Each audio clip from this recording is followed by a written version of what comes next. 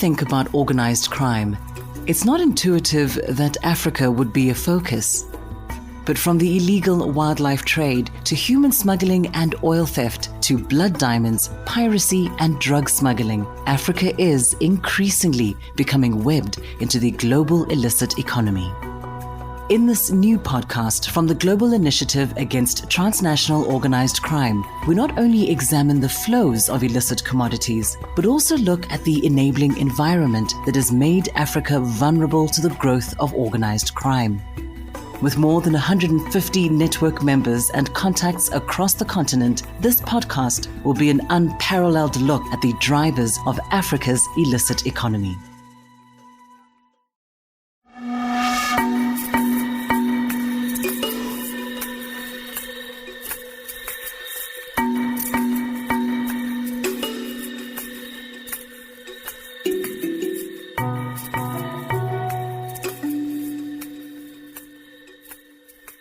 What's inside a package is only known to its owner, a Ugandan proverb. But when it comes to East and Southern Africa, regulating ownership of the region's most lucrative resources is not always easy. These regulations come with a host of unintended consequences, opening new doors for those in the illicit economy. In Northern Uganda, the tension between demand for charcoal and bans on production has given rise to powerful dealers who strike predatory agreements with local communities. In South Africa, where wine shipments are fast-tracked for export, traffickers masquerade drugs as bottles, hijacking the reputation of reputable vineyards. Off the coast of the Seychelles, the evolution of a small wooden boat, known locally as a dhow, reveals complexities in prosecuting international maritime crime. You're listening to the second episode of Africa and the Global Illicit Economy, exploring organized crime on the African continent with the Global Initiative Against Transnational Organized Crime. The GI has a unique position to bring you expert analysis on the illicit economy in Africa, and that's why we'll be bringing you new episodes twice a month. For each episode, we'll focus on a specific region of the continent covered by the GI's observatories. And this week, we're looking at East and Southern Africa. I'm your host, Lindy Mtongana.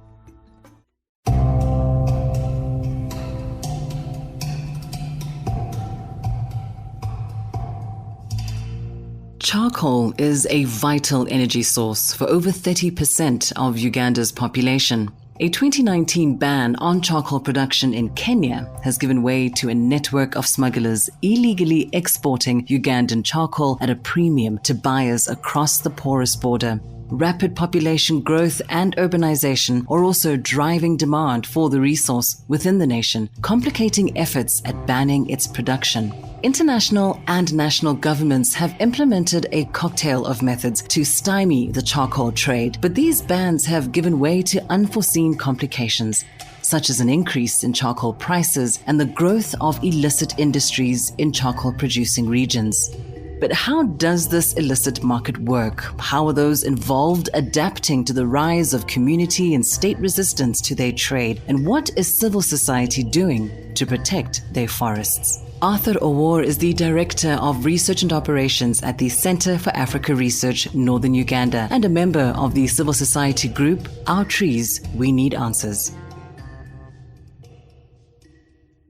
We shouldn't forget the history of the political violence we had in this region. That is important to give us the context in which this is taking place. People were brought in internally displaced people's camps for quite a while, and they were not allowed to access their lands. As they returned, we saw a lot of things happening. Private investors came to carry on large-scale commercial farming, and therefore they needed to clear some trees. This enabled them to undertake devastation of the environment to that level in which they did. Arthur, despite bans on the charcoal trade, the industry is still alive in northern Uganda. What state actors are involved in this illicit charcoal trade value chain? What's their role in keeping the industry afloat?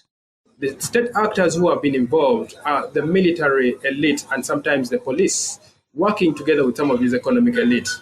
So as that happens, they're able to deploy even their powers, sometimes making phone calls to different people who are manning checkpoints, the law enforcers who are meant to ensure that this large-scale charcoal production is being scaled down. So they're going to make phone calls to these police officers, to the district officials, who sometimes even issue permits saying, let this truck be cleared to be able to move past this checkpoint. The other side is using state coercion and land grabs. The state has been able to retrace its way back, grabbing some public lands, what they call state farms, claiming them and grabbing these lands, and you find them taking advantage and clearing whatever is there.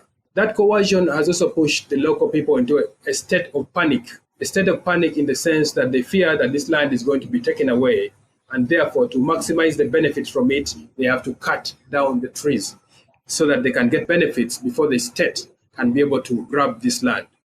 Arthur, in your work with the Center for Africa Research and Our Trees We Need Answers, you've named and shamed a number of those involved in Gulu District's illicit charcoal industry. What has been the result of these efforts?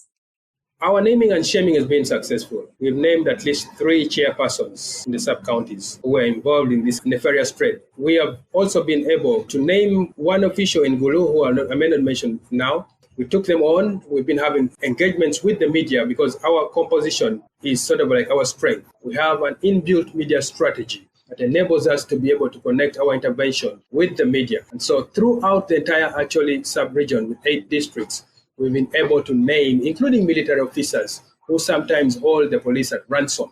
We have also, in a sense, put the duty bearers like the 4th Division Commander and the other public officials to account for some of these things that are happening. So I think we've been highly successful. In February this year, the Gulu District Vice Chair, Simon Peter Ola, claimed that local authorities had eliminated about 95% of the charcoal trade in the district. What's your view on this assessment of government action? Simon Ola comes from the local government side of things. They are responsible for issuing movement permits.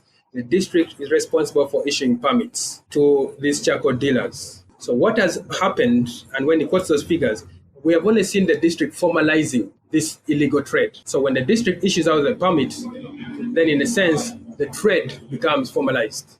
This is what they've done, and we've not seen the numbers going down. But in our opinion, we've made it unfashionable for them to be able to smuggle or take these trucks in broad daylight. Authorities from Gulu District have also claimed they collected more than 10 million Ugandan shillings from charcoal fines. What happens to this money? If you look at the budgets of these different districts where charcoal production is taking place, their local revenues have actually risen. Now, that local revenue gives them a lot of leeway to be able to conduct their meetings and foot the bills of some of these politicians at that level. So we think, if Nwaya says they have actually realized a lot of local revenue from this trade, I think that, in a sense, incentivizes them to continue to issue charcoal permits and licenses. And that has a net effect on the environment. It has a net effect on the level of trees that are being cut across the region. Did the ban on charcoal production do much to reduce the number of trees being cut down and the degradation to the environment? That ban had minimal effect. The enforcement was not clear. The president did not come out clearly to say how this ban was to be enforced. Because when we tried to follow up on what was happening and arising from the ban, the police would say, how do I enforce a ban when the district officials have issued out a license? Secondly, the military also had set up roadblocks at the river at Karuma, in which these logs would not be allowed to be taken down south. But again, the districts were issuing some of these permits, which became problematic. Now, what about the Sustainable Charcoal Production Marketing Bill? You've worked closely with politicians and community actors to move this bill forward. What are the details of the bill and what are community actors asking for? The spirit of the bill is to transform that into an actually charcoal industry, meaning we have to overturn that exploitative charcoal value chain in order to benefit our local population. We want the actually charcoal industry, an industry that is run by the local people, an industry that is managed sustainably, an industry that engenders even charcoal farming, because charcoal is lucrative. So what this bill is actually saying is we can work with the private sector in form of PPP arrangements, public-private partnerships, to undertake charcoal production. We can also come up with charcoal cooperatives and be able to undertake production of charcoal in a manner that is sustainable as opposed to the charcoal industry in actually. We are also addressing the issues of penalties and fines, and then being able to undertake an assessment of which kind of trees have which kind of values, which kind of trees have which cultural values, which kind of trees have which economic values. That is all embedded in this bill. So I think this bill is a game changer. It's going to change a lot of things that are happening. This bill is coming up in good faith, and if it is adopted by the 8 actually districts, it is something that is going to cause huge change. That was Arthur Owo, the Director of Research and Operations at the Center for Africa Research, Northern Uganda, and a member of the civil society group, Our Trees, We Need Answers.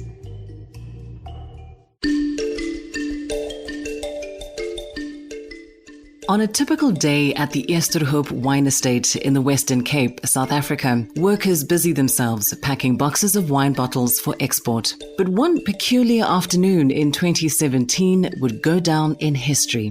While preparing a Belgium-bound pallet of wine, workers noticed that one pallet was poorly packed. Worried this would cause wine bottles to break, they diligently reopened each box, revealing approximately 963 kilograms of heroin, one of South Africa's greatest heroin discoveries.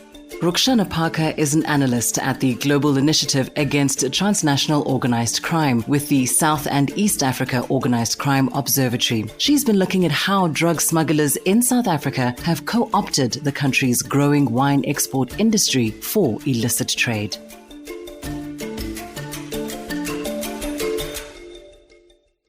Some of the primary markets for South African wine, which are European countries such as the UK, Netherlands, and Germany, also happen to be key markets for drugs that are moved through South Africa. And given that there are several methods for smuggling illicit items through wine consignments, the South African wine export industry becomes an appealing target for drug traffickers. Rukshana, what are examples of some of the most creative ways that wine is used to smuggle contraband? So there have been instances where drug traffickers with access to scientific resources would actually dissolve the drugs in wine itself. Usually then once the wine bottles reach the destination, you'd have a scientist or a technician then extract the drug from the alcohol and then reproduce it in powdered or tablet form. And this method has become very popular because standard scanners and ports and borders cannot detect drugs that are dissolved in alcohol. Usual MRI imaging machines that are used at hospitals can detect them. But then again, not all ports and borders have access to this type of equipment. Another example would be the wine box cartons. So they have occasionally been used to smuggle wildlife products, because those wine box cartons have a thin internal layer of lead foil, which interferes with scanning equipment. And that basically creates a bounce back of the images, which makes it hard to determine the exact contents of the cartons. But as time has progressed, scanning equipment has advanced, and this method has become less popular. So instead, now we see small quantities of wildlife products and drugs being placed into the wine corks. Are wine farm owners or exporters complicit in this activity? One cannot unequivocally say yes or no. At this moment, there's simply not enough evidence to answer that. But there are cases where corrupt officials at the point of departure will conceal drugs in containers after it has been scanned. Then another corrupt official at the point of arrival will extract the drugs before the container is sent for inspection. And in many of these cases, the farm owners or the exporters are not aware that they're actually being used to transport drugs. Is the smuggling of illicit goods via legitimate exports unique to South Africa? No. This method of hijacking legitimate trading opportunities and exports to smuggle illicit goods is definitely not unique to South Africa. For example, in Kenya, exports must be scanned before departure. But because tea is the country's main export, it's fast-tracked and exempted from scanning. So instead, you just have a customs official present when the tea is being loaded onto the containers. And this provides a window of opportunity for smugglers to bribe officials to place other illicit items in the containers. Not too long ago, 3 tons of ivory was found in Thailand in a container that was marked as tea leaves. And then certain batteries have also been illegally exported from Kenya to Southeast Asia in containers labeled as carrying tea leaves. We've seen a number of significant seizures in South Africa over the past few years. Is this indicative of successful policing and technological advancements, or do you think there are still significant gaps in detection methods? There have definitely been significant seizures in the past years, which we can attribute to good customs and policing detection methods. But I think there'll always be room for improvement. As time passes, we see that criminal actors become more advanced in their smuggling techniques, and so policing needs to keep up with that. If we look at the Eerstehoop case, the drug seizure was made completely by chance. If one of the farm workers hadn't noticed that one of the wine pallets was skewed and asked whether it should be repacked, I'm not sure we would be speaking about this case today. This, I think, shows that criminals will always be innovative in smuggling and that police will always need to keep up with this. What do these successes in policing and law enforcement reveal about the power dynamics in the transnational drug trade? Prior to recent cases such as the Eerstehoop case, the centrality of South Africa in the heroin shipping route from Afghanistan through Africa and then to markets in Europe went largely unnoticed. These cases, particularly the Eerstehoop cases, have now highlighted the importance that South Africa plays in the drug trade route. The dynamics have changed completely. South Africa is no longer a minor player between these global heroin routes. What's your assessment of the link between South Africa's role as a transit point for drugs and local consumption? South Africa definitely plays a role in the transit of drugs, but it has also become increasingly clear that it does not just end there. So if you take heroin, for example, not all heroin is in transit along the East and Southern African route. The region has a much larger heroin consumer market than is commonly acknowledged. In South Africa in particular, the consumer market for heroin is large and growing. And this phenomenon is being driven by organized local and international networks. South Africa, in fact, stands out as a major destination for much of the heroin that enters the region, both as an end destination for local sale and consumption and for onward shipping to Europe. And a 2017 World Drug Report actually confirmed that more than 75,000 people in South Africa inject themselves with heroin. And the number of people in South Africa who smoke heroin is even greater. Roxana, let's turn back to the Eerstehoop case. What are court proceedings revealing about the people who were involved in this attempted smuggling? It's very unfortunate that not everyone involved in this case is being prosecuted. In the grander scheme of things, the accused in this case is what we would call small fish. So the masterminds behind this international drug trafficking ring remains at large. None of the witnesses have actually been able to shed light on who are the masterminds behind this, and the accused is simply saying that he knows absolutely nothing and that he was used. He was just asked to do a delivery and that's all he knows. Are there high rates of prosecution when it comes to these types of crimes? Unfortunately, in South Africa, we don't always see a correlation between the amount of arrests and sentencing. And there's various reasons for this. Criminal courts are experiencing a massive backlog. The prosecution has to build a strong case against the alleged drug dealer. Sometimes building up this solid case takes time.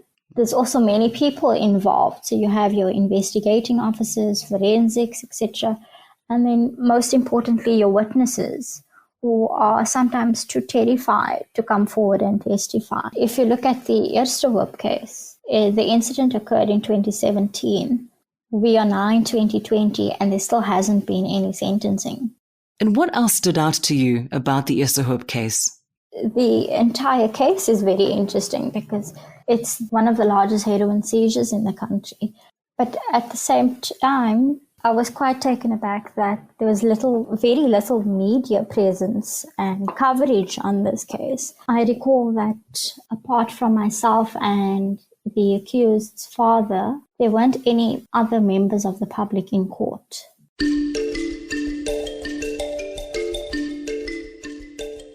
Roxana Parker is an analyst at the Global Initiative Against Transnational Organized Crime with the South and East Africa Organized Crime Observatory.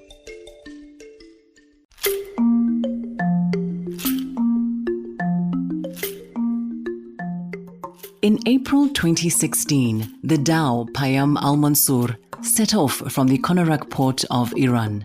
As it traveled past the northernmost islands of the Seychelles archipelago, it was intercepted by the Seychelles Coast Guard and Anti-Narcotics Bureau. Upon investigation, on board the seemingly innocent vessel, authorities discovered 100 kilograms of heroin and almost a kilogram of opium. The individuals brought to trial in prosecution of the ensuing case were Captain Imam Baksh Tarani and Hatam Motashimina, the vessel owner's son. They claimed that Motashimina's father placed the drugs on the dhow without their knowledge. In the initial trial, it was alleged the vessel was intercepted within Seychelles territorial waters, giving Seychelles authorities jurisdiction to prosecute the two mariners for drug trafficking. The pair were given life imprisonment in Seychelles on these grounds. Their sentences were later overturned. The defense argued it was not proven that the Payam al-Mansour was intercepted in Seychelles territorial waters. What ensued was an ongoing battle of jurisdiction and new knowledge of the role that dhows play in the illicit trade. Julia Stanyard is an analyst at the Global Initiative Against Transnational Organized Crime. She joins us to discuss the development of the dhow as a vehicle for the illicit economy. Dhows have actually been involved in trade in the Indian Ocean region for absolutely centuries. And originally they were kind of wooden sailing vessels that would be very dependent on the monsoon winds. But in recent years, they've become motorized, they're significantly larger, and they can make very long journeys. So it means that they're both small vessels that are flying under the radars, but they're also very kind of durable and able to travel far. Julia, in the case of the Payam al-Mansour, the dhow was found to be carrying a significant amount of heroin, nearly 100 kilograms. Where is this heroin coming from, and how is it getting to the East African coastline? In terms of origin, the route will set off from what's known as the Makran coast, which is the borderline coastline of Iran and Pakistan. The heroin itself is produced in Afghanistan, it grows there and then is trafficked down to the coastline before setting off on the maritime routes. Interestingly, the route seems to travel from the Makran coast down to the East African coastline. What happens when dhows reach the East African coastline? So it seems that once getting to the East African coastline states, it's either brought inland and there is a growing consumption market for heroin within East Africa. But for the Indian Ocean island states, it seems that the traffickers wants more outwards and then is aimed for consumer markets in, for example, Mauritius and the Seychelles, both of which have incredibly high rates of heroin use. The Seychelles has got one of, if not the highest rate of heroin use in the world. And that's posed a big problem for the authorities there and for the health services as well, actually. And it's having a bigger impact on their economy. But it seems dhows aren't just involved in heroin trafficking. There's a international kind of maritime force which is operating in the region called CTF 150. It's the Combined Maritime Task Force 150, which is made up of the navies of a coalition of states. They are involved in also interdicting arms trafficking to Yemen, to Somalia, and dhows have also been involved in transporting those shipments as well. How integral is the Combined Maritime Task Force to policing and patrolling the waters where these dhows sail? The international coalition through CTF 150 is very crucial to law enforcement in this region. But it's also important to note that them not being a national force and not operating on a national territory, that if they intercept any illegal shipments of drugs or so on, they don't have the jurisdiction or the authority to prosecute those cases in a court of law. So if they intercept a vessel carrying drugs, they are able to confiscate them and to destroy them, but there isn't actually the legal follow-up and prosecutions that might happen, for example, in this case in the Seychelles. That's one of the reasons why this case was quite rare. What's your prediction of how things are going to shape up in the future? Do you think the East African coast and Indian Ocean islands will continue to become more important transit points for Afghan drugs and other illicit goods? This is not necessarily a new issue, and the centrality of those islands, it's very difficult to know or to understand exactly how the trafficking routes are implicating the islands, because they have very large consumption rates. But other states on the East African continental coast seem to be more the transit points for going on to other regions of the globe. So it's difficult to say how the islands will be implicated in the future. There's certain people we've been speaking to who seem to cite that they could become more transit points if dynamics were to change somewhat, but it's basically it's a historical issue as well as one for the future. That was Julia Stanyard, an analyst at the Global Initiative Against Transnational Organized Crime.